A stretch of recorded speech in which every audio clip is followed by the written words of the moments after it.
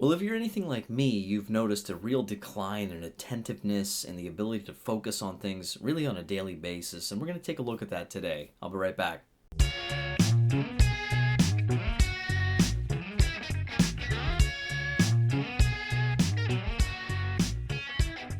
Well, hey there, Gracious Gang. It's Mike Creavey from thegraciousguest.org here with you today for another episode of the Gracious Guest Show, and I'm really excited for this interview and to share this with you. But before we do that, please make sure, if you have not yet already, subscribe to this channel. Go ahead and give us a thumbs up down there. Share this far and wide. It really helps get the word out about the channel, and I really appreciate that.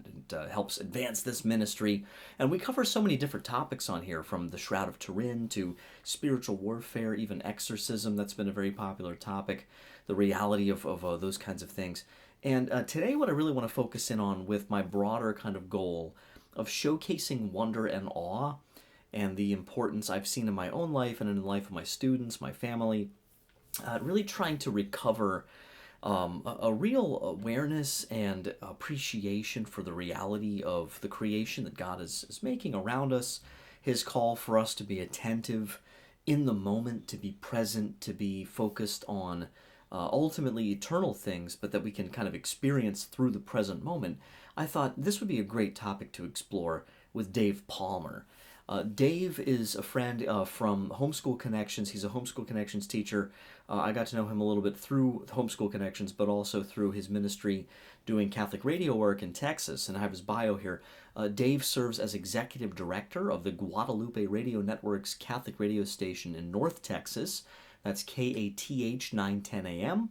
And is the host of several radio programs, including The Good News Show and the KATH 910 AM Interview of the Week, which airs in North Texas, and the podcast Back to the Father, a program focusing on the teachings of St. Thomas Aquinas' Summa Theologica, which is broadcast on the Guadalupe Radio Network's social media sites.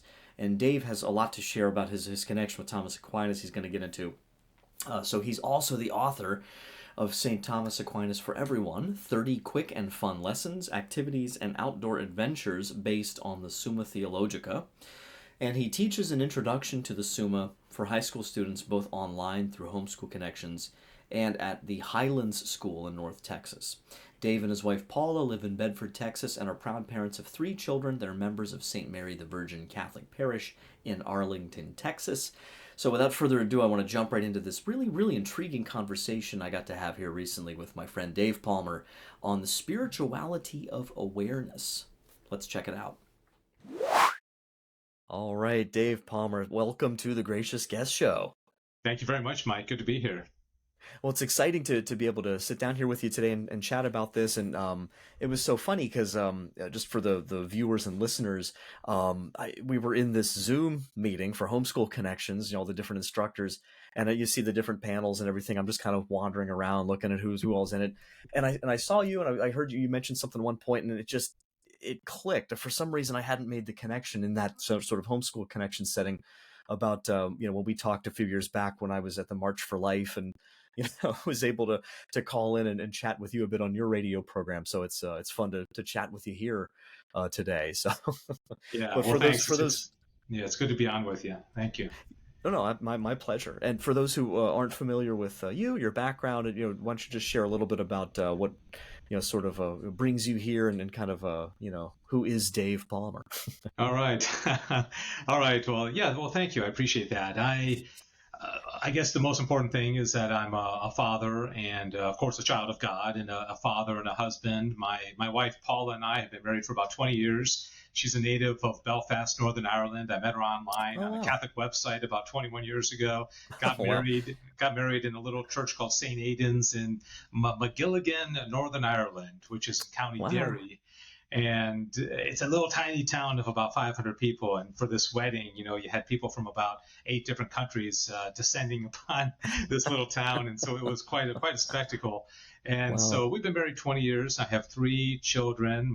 Our oldest is Ina, and she's a freshman at Benedictine College in Kansas. We have a sophomore in high school named Maura, and a 10-year-old son named Patrick. You notice all these Irish names popping up. Yes. And Patrick's a beautiful child. He's on the autism spectrum, which makes him an exceptionally interesting and and peculiar in a good way kind of kid, Yeah. and never a dull moment in our house. So I'm very blessed. We worship. I live in North Texas, between Dallas and Fort Worth.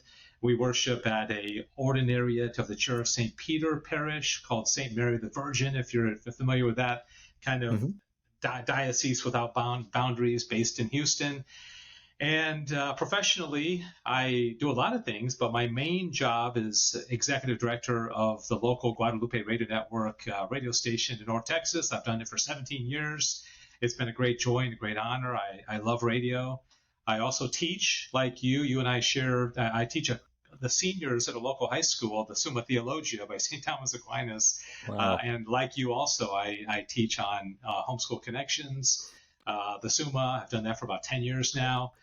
And let's see, what else? I just, odds and ends. I MC events. Yeah. I just, Sure. a lot of us, we find what we need to do and use our talents for the glory of God. But I stay very busy. But that's kind of a snapshot of who I am. God does seem to have a funny way of putting you right where you need to be. Yeah. And even if it sometimes doesn't make sense to us at first, or you don't say like, oh, wait a minute, this does kind of fit with that. I didn't see that coming. So yeah, he's funny like that for sure. But I guess I would ask you, because this is such a big part of your life, of course, as you mentioned, and then as we're going to see the kind of the core of our conversation here, it very much goes to the heart of that. How did you really get interested in Aquinas in the first place? What role did he have in your own intellectual or faith development? Yeah, I think it has to go back to my work in Catholic radio. Like I said, I've been doing this for about 17 years. And early on, when I was the manager of the local station here, one thing that was happening is that everybody sends you books. I mean, you end up with this pile of books, and you want to read them all. And you truly desire to read them all because you've got this intellectual curiosity. And previously in my life, I had done the Bible in a year program, so I had read through the Bible, and of course, nothing can compare to the Bible. I read through the Jeff Cavins one, the not so much the Great Adventure, but it was just like the little one that January 1st you get a New Testament, Old Testament, a Psalm, and I have not done the Jeff Cavins one, The Great Adventure, but I would like to do that. Yeah. And so I found myself in Catholic radio just overwhelmed with all these books. And so I came to a decision one day. I said, I want to focus on something. I can't just read all the books that are sent to me. And I want to read something and kind of dedicate my life, of course, to Scripture. Like I said, nothing compares to Scripture, but something else.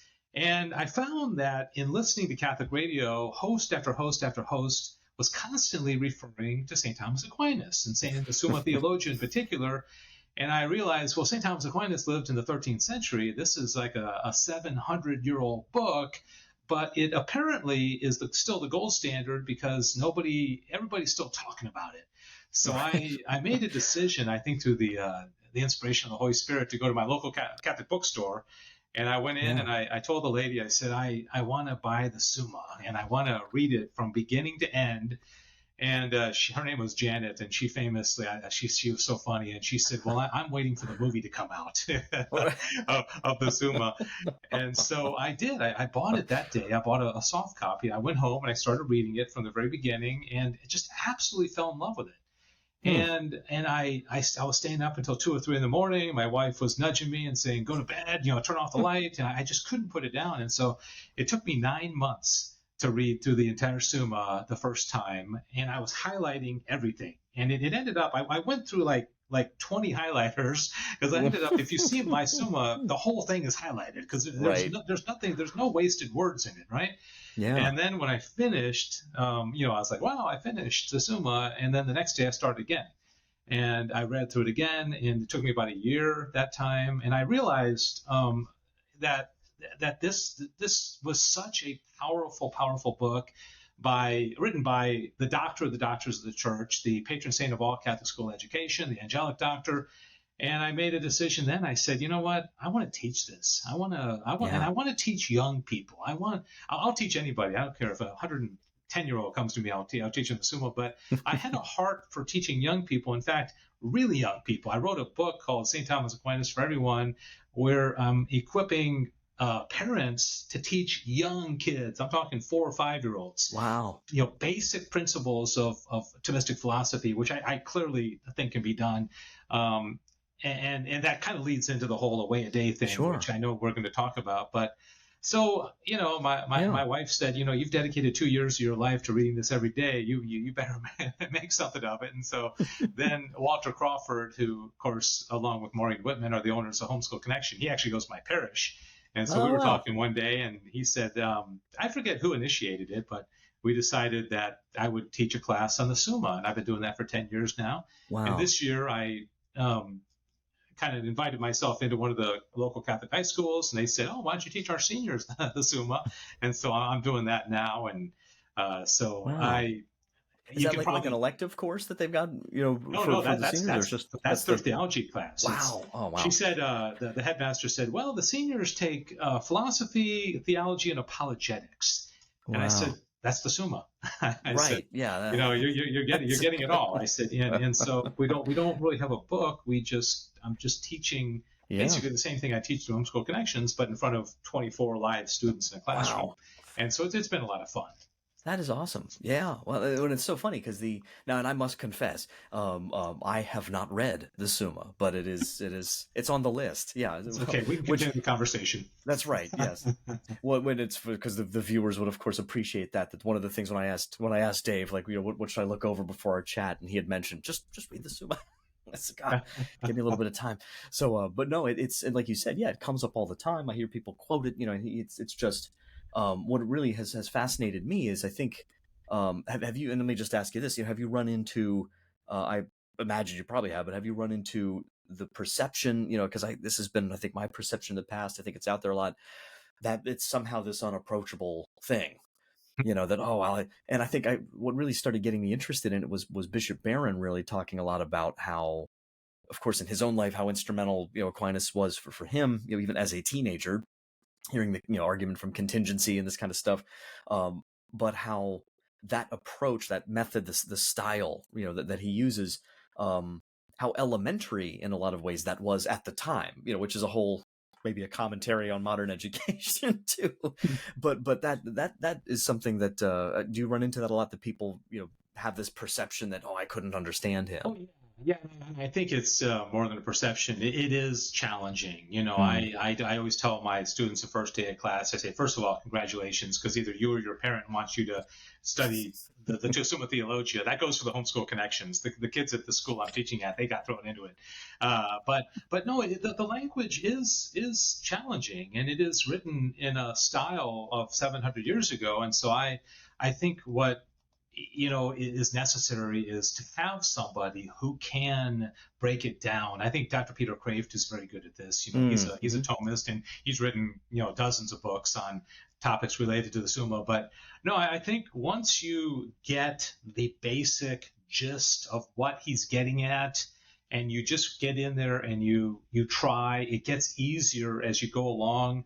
But it's not necessarily easy, but the benefits are so powerful. And so, Sure. but no, but yeah, without a doubt, there's a perception that it's I'm not going to touch it, it's too challenging.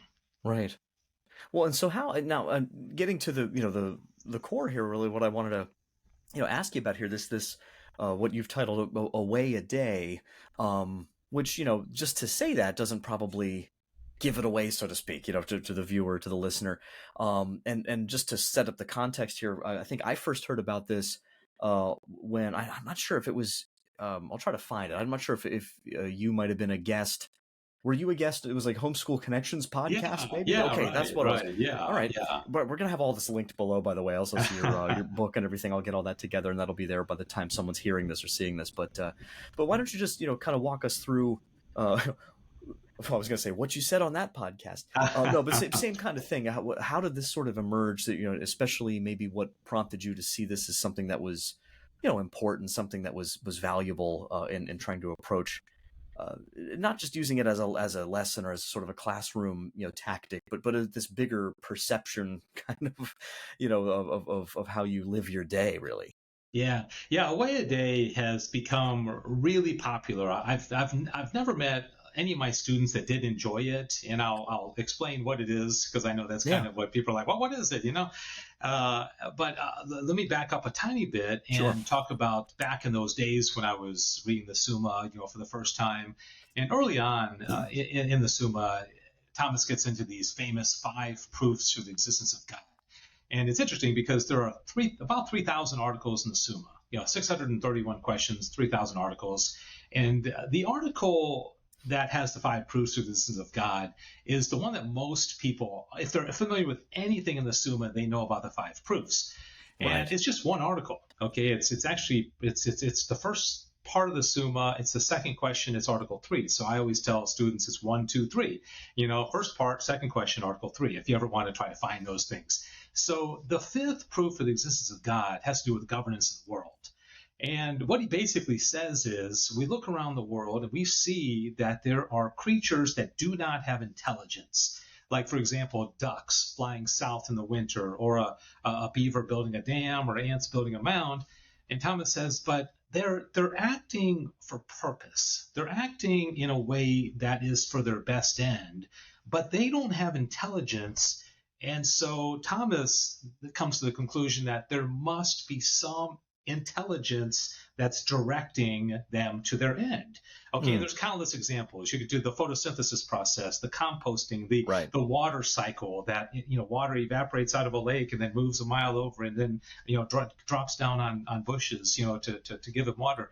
And so when I first read this, I was sitting in my living room, and we have a fish aquarium. We don't now, but we did back then. And I look over at these fish and I see them doing their thing, and they're swimming about and they're playing and they're coming up for food. And all of a sudden it hit me that this is what he's talking about. He's talking about creatures acting for an end that they don't know what they're doing. They're doing something kind of what we call instinct, right? Yeah. People will call it, it's just instinct. Well, who's the author of instinct? Right. And so instinct's pretty incredible. Yeah, it's very incredible. So from that day on, everything changed. And when I walk outside and I see a tree or a bush, and I think of the photosynthesis process, and it's providing me oxygen, and I see birds flying and building nests, and or a wasp building a comb or what have you, and all of a sudden it all is bringing me to God, because I'm thinking of that 5th proof of the existence of God, and I'm like, you know what? This is bringing me a lot of joy, because without God, these things are not being directed to their end, right? So that was a real practical type of application to my everyday life. And it made me, and I was like, you know what? You can teach this to a 5-year-old. You don't have to be a freshman at a Catholic university to learn, it's called teleology. I know you're probably familiar with that word. Yeah. Things acting for an end, being pushed to an end. And I'm like, why are we waiting till kids are 18 years old to learn teleology, to learn these proofs of the existence of God? This can be taught to a 5-year-old, and it's going to change their life, because they're going to begin to see the world differently. Okay, so you're thinking, okay, what about a way a day? Yeah. So a few summers ago, my family and I went to western North Carolina to the Smoky Mountains. Okay, sure. And we had a place there, and every morning I'd wake up and I'd see the trees, just absolute beauty everywhere around me, right? The sunrise and birds of all sorts, and you name it, all these creatures. And I was just blown away. I was like, God is so good, And driving back, it was almost like it just hit me. I was like, why don't I find a connection to God, a way in which God is manifesting himself in my life every day? And so I was like, a way a day. I was like, a way a day is born. And so I went, I got a website, and I think I immediately incorporated it into my homeschool connection class. And so what I do is, a way a day is, I ask the students, and they don't do it every day. They just do it, when I assign it, maybe once every couple of weeks. I say, find something beautiful in your life. Not a picture, not something that your aunt sent you on a text. It's what you experience, something you experience in your everyday life. A sunset, a sunrise, a bird, a bee, a lizard, your kid brother, and then connect it to God. And then send me the picture and send me the explanation. And oh, Mike, I can't tell you. First of all, they love it. The Yeah. kids absolutely love doing this. And secondly, the profound insights that they come up with when they're actually deliberately thinking about the world around them and God. Yeah. And that that is a way a day. That's awesome. Yeah, I'm gonna link. There's gonna be quite a few. I'm saying it future tense now, but there's gonna be so many links below because there's some things I'm thinking of right off the bat that because it sounds to me a lot like if you had to put it in a niche. Not that this is a niche, but within the sort of framework of theology, um, it's very sacramental, right? I mean, this idea that there's an instance or instantiation of something particular, about God, and that I think for me, what really started kind of my interest in that, and honestly that's my channel here is largely dedicated to things like that, this moments of wonder and awe, a push back against the more kind of reductionist materialist attitude that we see so much around us, that basically says this is this and it only is this, it can't mean anything else or can't signify, um and that's really, I think, at the heart of maybe even this spiritual warfare for our souls, that if we can successfully get, I think the demons say, right, if we could get the human race um to just completely let go of any notion of signification, then it's the damage is done. So, I'm building up to this one. I to put you on the spot, I don't know if you planned this for later, but there was one I saw that you had shared that I want to see if you wanted to share it, because it had to do with carrion birds. Does that, because that Oh yeah. because that example, I mean, I thought, even that, because that might strike someone as, oh man, that's so gross, but you want to share that one, because I Yeah, thought that's such yeah, a yeah. God thinks of everything. The vultures, right? Right, yeah. And I'd love to get back to what you were talking about also Yeah, yeah. about realism and Yes. nominalism. I know you didn't mention nominalism specifically, but that's a Right. big part of it.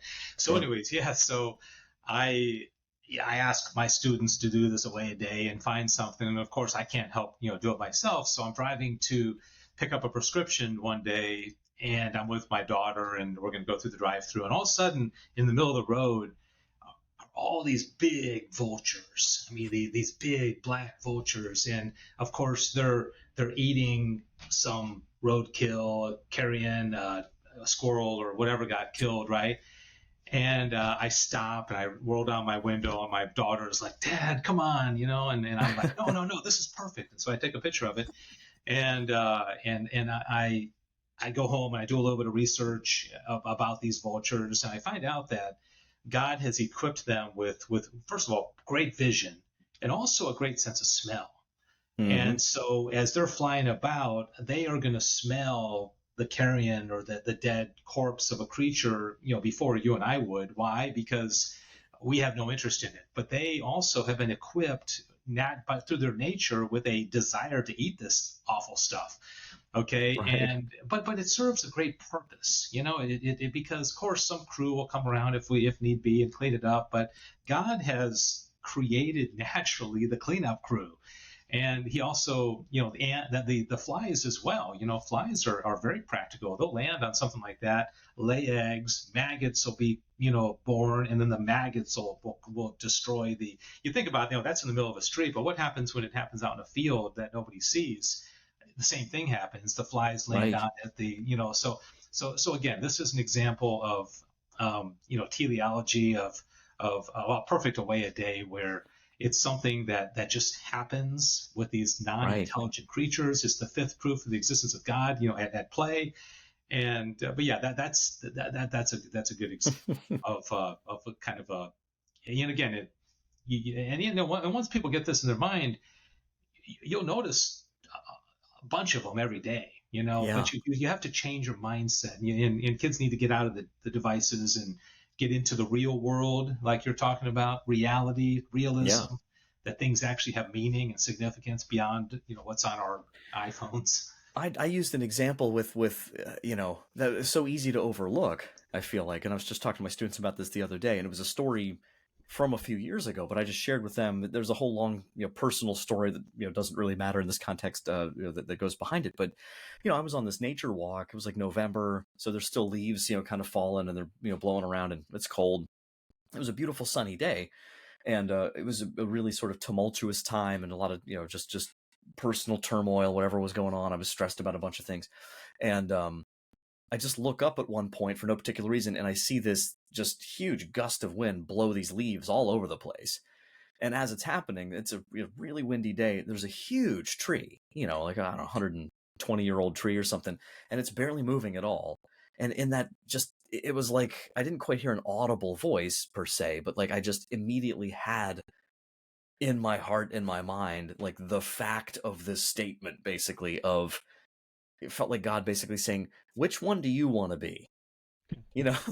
This, and I just like, and here I just had this in fact in my face moment of, yeah, okay, some reductionist can just come out here and say, oh, it's just this, it's just that. Not for me, it's not. That was an incredibly important lesson, and God just used nature to teach it to me. That's not crazy.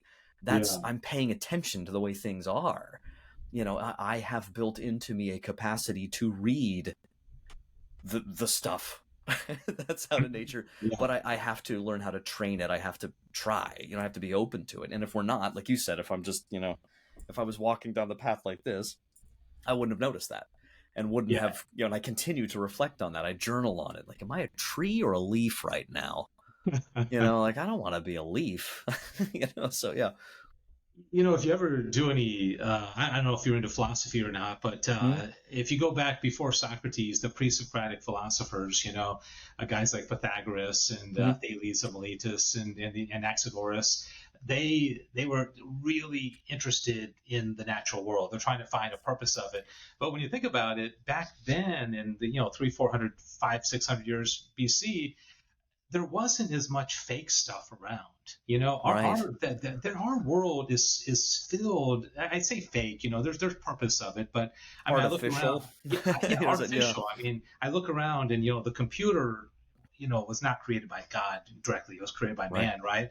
And this cup, and pretty much most things that we see in the world are artificial. They're not created directly by God. But in the old days, you would have been surrounded, probably 95% of what you see would be directly created by God. The mountains and the streams and the hills and the night sky, which we almost never see anyway. Yeah. So I think we get very distracted because a lot of our world, and again, there's a purpose in art, and there's a purpose in building things. We need bridges and cars and computers and all that, but it's harder for us to get in tune with this because most of our world is artificial.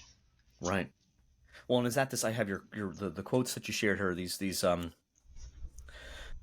I guess quotes, statements from Aquinas, referring to, or is it your? I'm sorry. I think you referred to Aquinas as the spirituality of awareness.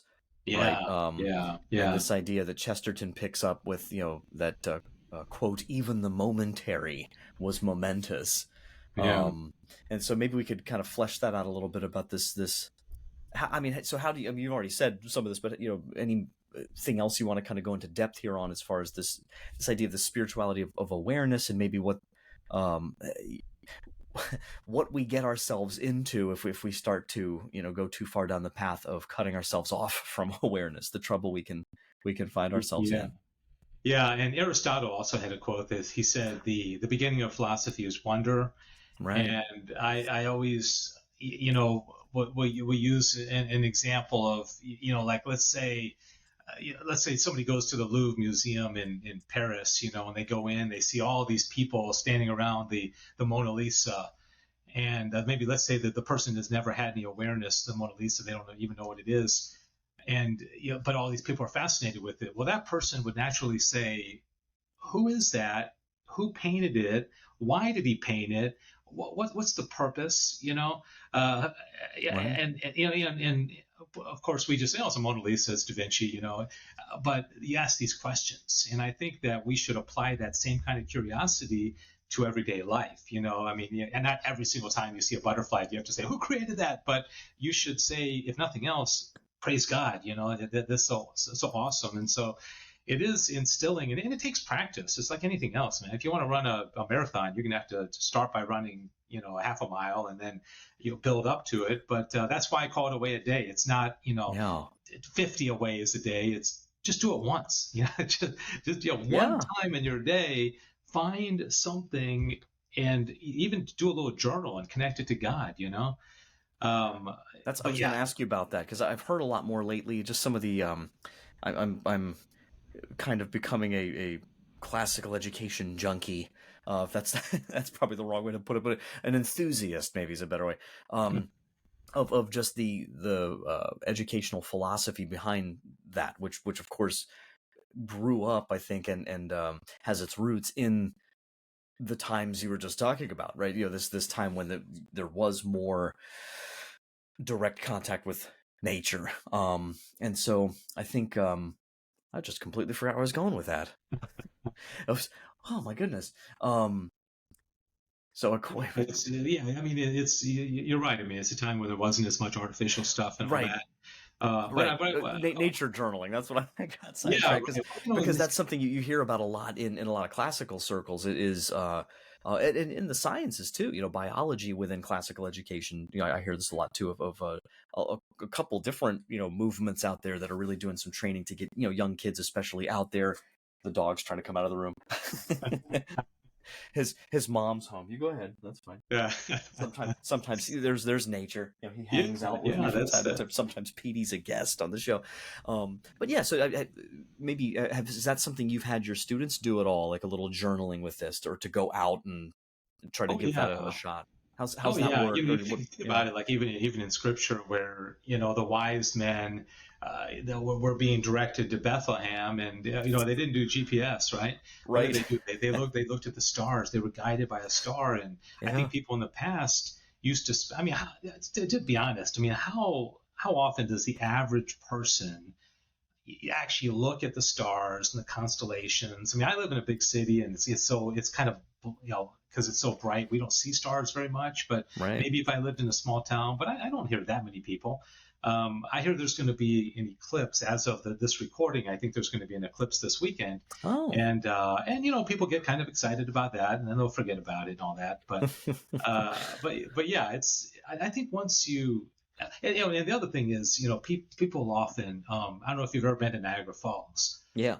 Or the Grand Canyon. People will go there and they'll be like, wow, I was in Niagara Falls one time, and you're gonna have a sense of like, whoa, that's really powerful. That's pretty amazing, But I don't know that we've been taught to then say, okay, connect it to God.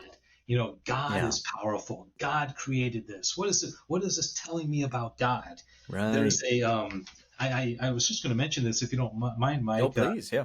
There's a paragraph in the Summa that does connect to this. That you talked about how the Summa is kind of challenging. See, I came with my notes. If you don't mind reading this, it ties. No, please. Okay. Thomas, in Prima Pars, question 47, article 1, he's talking about creation, and he's talking about the fact that there's a lot of different types of animals in the world, right? In fact, if you do a Google search right now and say, how many species of creatures are there in the world? The answer that's going to come up is 8.7 million species, right? And there's like 6,000 species of snakes. And I'm probably a little bit off in these numbers, but like 30,000, fish, close to 1 million species of insects. And so there's a lot. Okay, so you might ask yourself, well, why do we need 6,000 species of snakes? We probably I actually like snakes, so I wish there were more, but most people wish there were fewer. But why do we need 1 million species of insects? Or like you go to a zoo and there's all these varieties and all these different animals, right? So Thomas asks that question in the Summa. He says whether the multitude and distinction of things comes from God, right? Yeah. And if you don't mind, I'll just read this real quickly. Please, yeah. Because to me, I'll put this up against Shakespeare as far as beauty.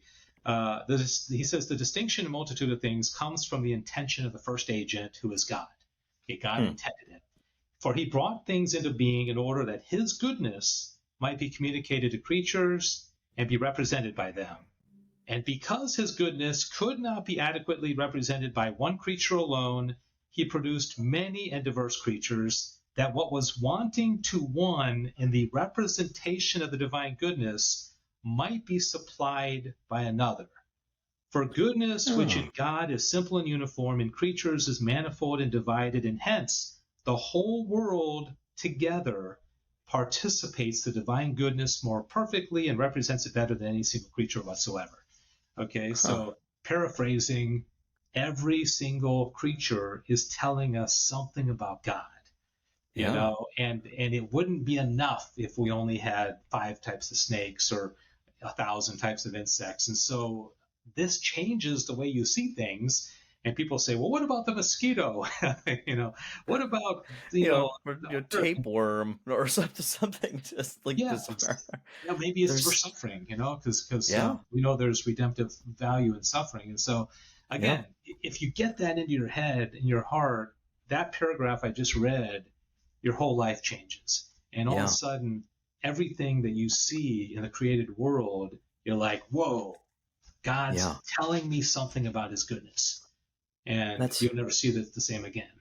I'm going to have it linked below, because this is one of my favorite books where this whole idea really started to click with me was in a sacraments course in my grad program at Franciscan University. And I was there over the summer. I did the distance program, because I had to, because a working guy with kids, or one kid at that point. But and it was Dr. Regis Martin, not to be confused with Ralph Martin, but Dr. Regis Martin, who's wonderful on eschatology and sacraments, and he had a sacraments course that was just really interesting.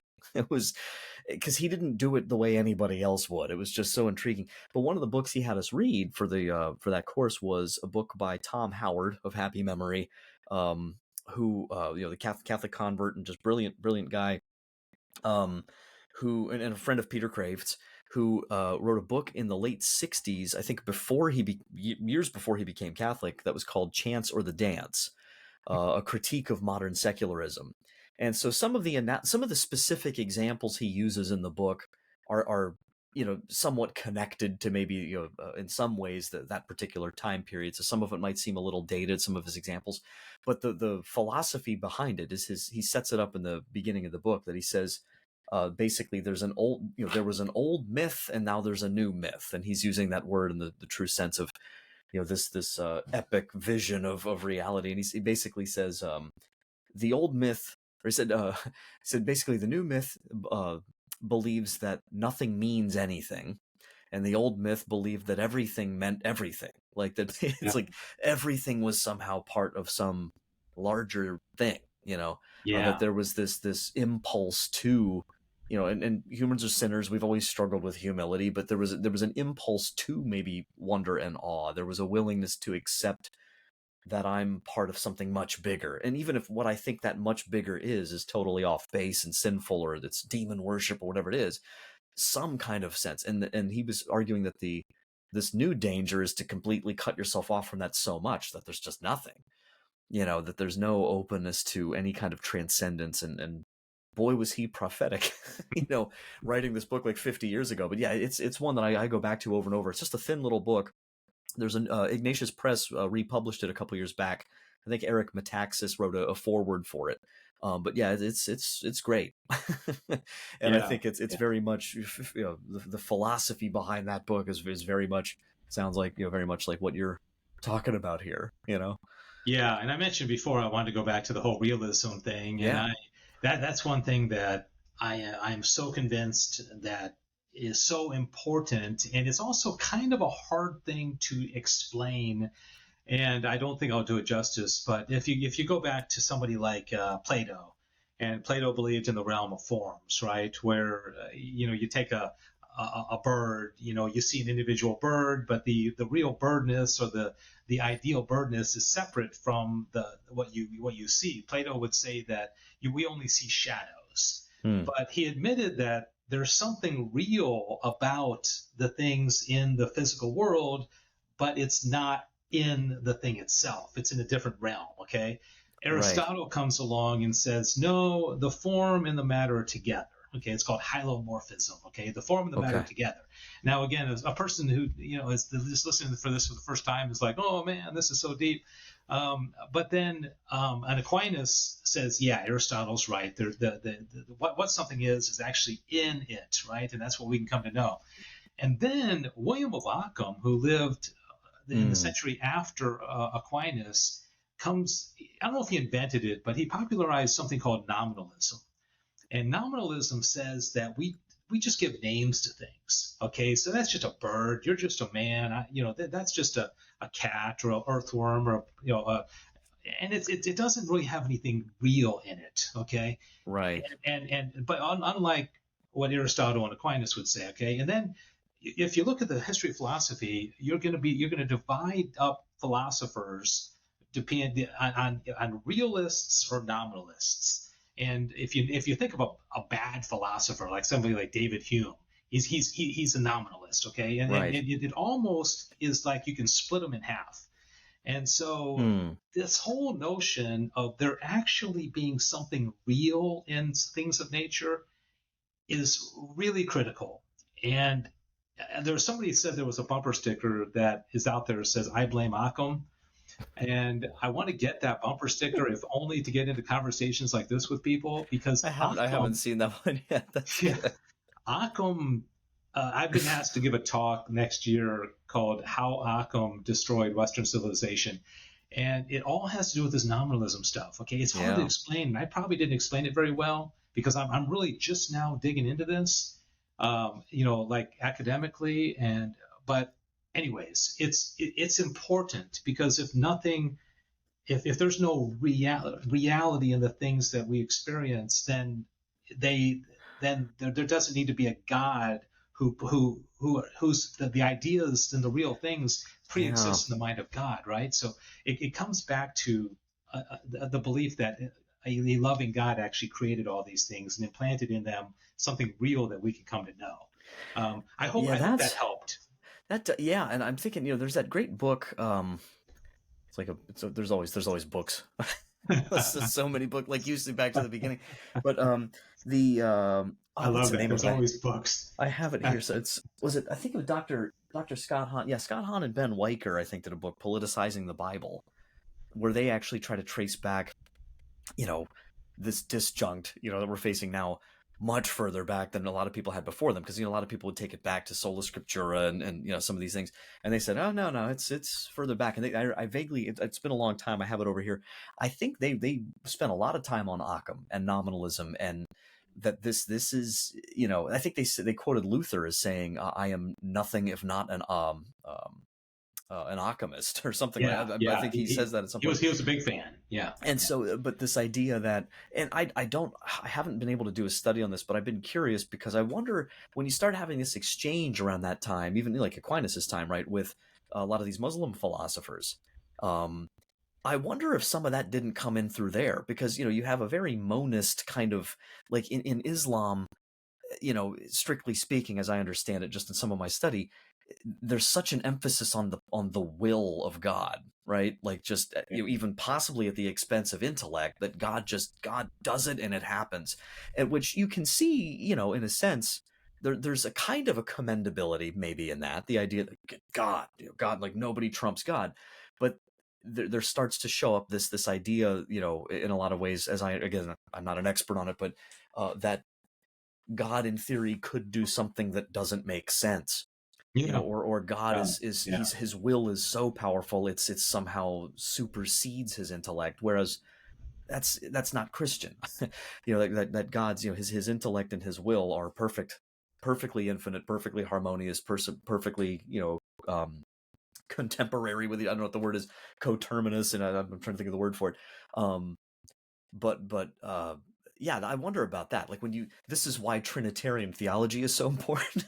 Why, and you can nitpick the early councils all you want for all of the theological language. It's like, well, when you don't have it precise, you can drift into some very real, even if it takes centuries to happen, these mistakes. So again, I don't know that it's necessarily a direct thing, back to confusion through certain, kind of Islamic notions.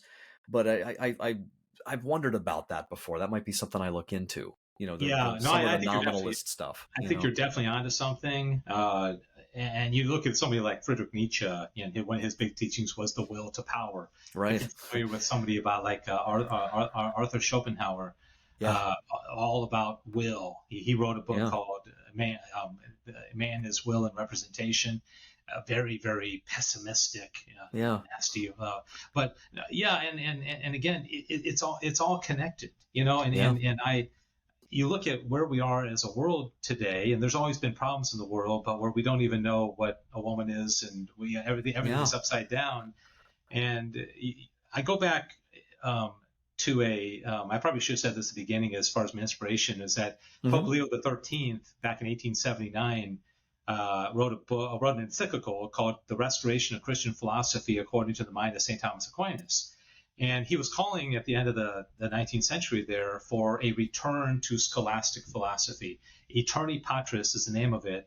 And Yeah. he says in there the problem that we have in our culture, this is 1879, is that bad philosophy has crept its way into academia, into the media, because they did have media back then too, Yeah. into the culture at large. And you think about the 19th century, this would have been a time of Marx. This would have been a time of Nietzsche, Schopenhauer. I think Hegel would have been around. Mm. So 19th century had some crazy philosophy. Kant, would have been the previous century. So he was saying, it's like you wouldn't want your kids to hang around bad influences, right?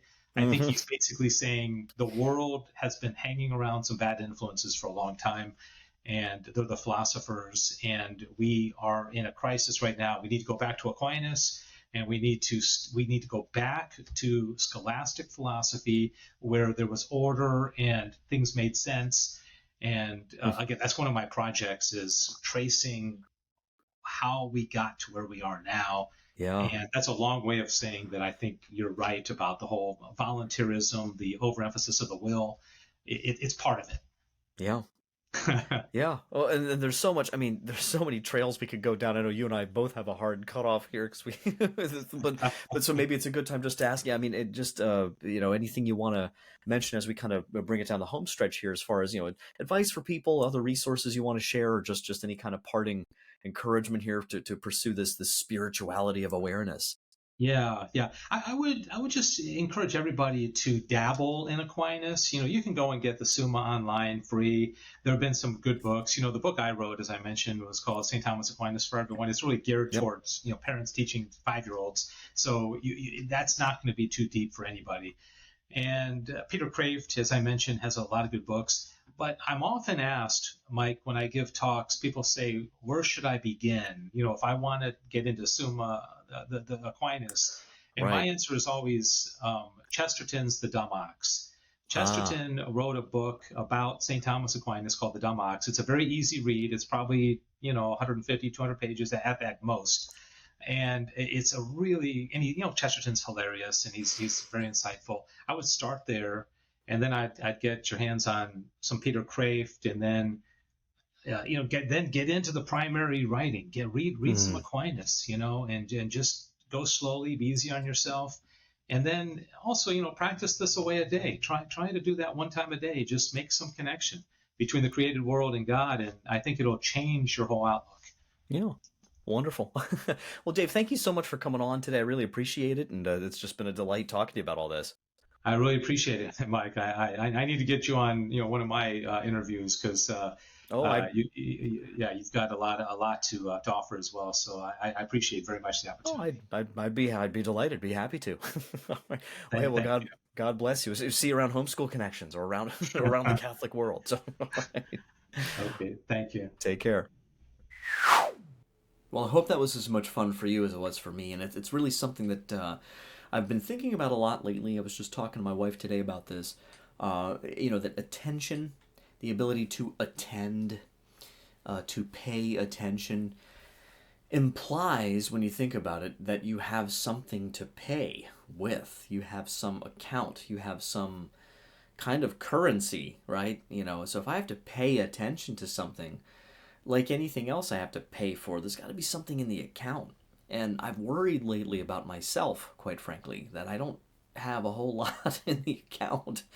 And I've found it increasingly difficult to attend to something I'm reading, to get further than a few paragraphs into a book I'm reading, to write, like to sit down and actually write, to reflect, to write a blog, to write, part of a new book I'm working on, whatever it might be.